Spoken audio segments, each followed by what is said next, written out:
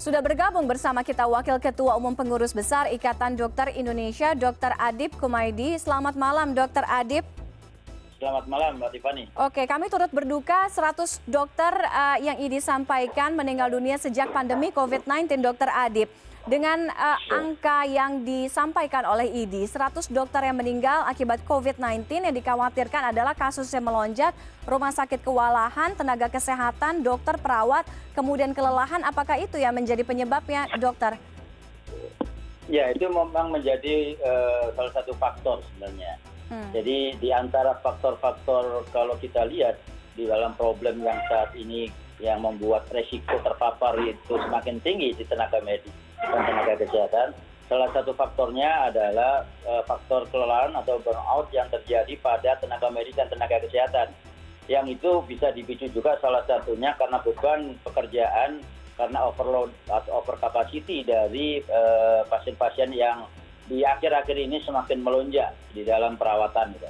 Tapi ada faktor-faktor yang lain yang juga kemudian menjadi pemicu adalah yang kedua adalah terkait dengan protokol pelaksanaan kesehatan di pelayanan kesehatan. Karena kita bicara terkait dengan safety culture dan behavior safety di para tenaga medis dan tenaga kesehatan. Yang itu kemudian saat ini perlu kita gencarkan kampanye untuk kemudian kepatuhan terkait dengan pelaksanaan pemakaian protokol-protokol kesehatan ini di pelayanan. Kemudian yang ketiga adalah faktor daripada fasilitas kesehatan itu sendiri. Di antaranya adalah tata kelola ruang. Karena salah satu resiko yang terjadi adalah kita berada dalam sebuah ruang yang itu kemudian memicu terjadinya aerosol atau airborne yang kemudian bisa mengakibatkan viral load di dalam satu ruangan itu sehingga kita terpapar. Artinya kita berada di dalam lingkungan pelayanan yang kurang ventilasi, tidak ada exhaust atau tidak ada air purifier. Nah itu yang kemudian perlu untuk ke depan diciptakan untuk tata kelola ruang yang sehat, yang aman buat kita di dalam melakukan pelayanan. Kemudian yang keempat baru terkait dengan permasalahan screening atau penapisan yang harus diperketat.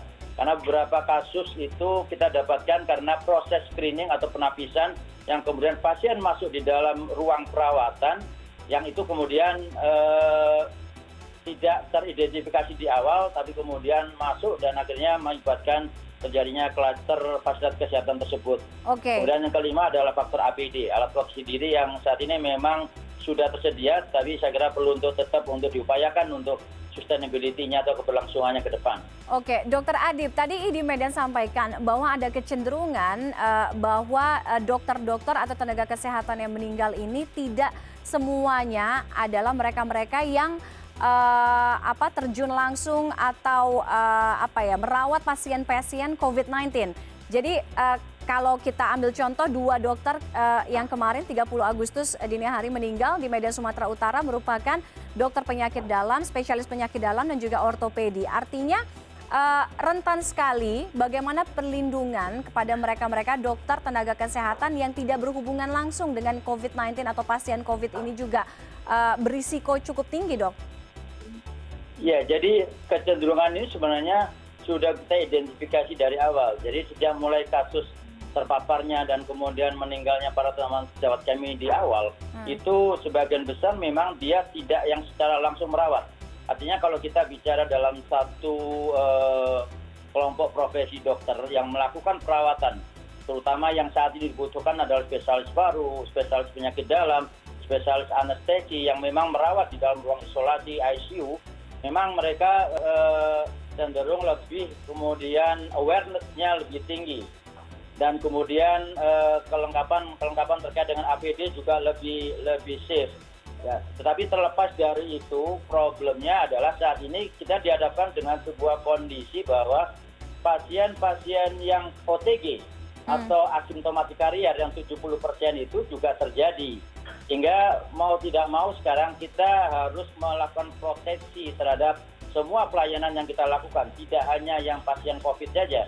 Karena pasien-pasien non-COVID juga kita harus tetap berpikir untuk safety dan proteksi di dalam melakukan pelayanan. Oke, Dokter Adip, banyak sekali yang mendesak IDI sekarang dengan 100 dokter yang disampaikan IDI meninggal dunia sejak pandemi COVID-19.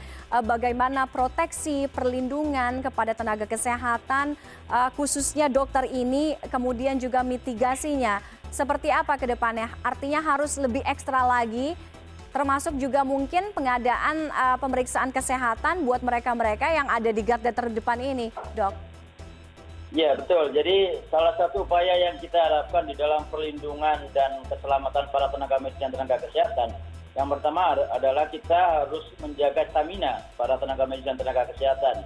Artinya perjuangan ke depan melawan COVID ini masih panjang, sehingga kita harus benar-benar mengupayakan keselamatan tenaga medis dan tenaga kesehatan ini untuk ditunjang dengan mulai dari beban pekerjaan. Jadi jam kerja pun juga harus kita perhitungkan supaya tidak terjadi potensi kelelahan. Kemudian nutrisi tambahan yang saya kira itu juga dibutuhkan. Kemudian standarisasi fasilitas kesehatan yang itu bisa meminimalisir risiko. Terus kemudian salah satunya yang kita harapkan adalah kita bisa mendapatkan akses untuk mendapatkan PCR swab gratis periodik kepada para tenaga medis dan tenaga kesehatan. Dan terakhir kita harapkan ini menjadi perhatian negara untuk muncul sebuah komite keselamatan tenaga medis dan tenaga kesehatan di Indonesia yang itu bertujuan untuk memaksimalkan peran-peran untuk melindungi dan menyelamatkan para tenaga medis dan tenaga kesehatan. Oke. Baik, terima kasih Dr. Adip Kumaydi. Kita doakan semoga seluruh tenaga kesehatan kita tetap optimal, tetap maksimal, dan yang pastinya tetap menjaga kesehatan. Terima kasih, selamat malam. Terima kasih, malam.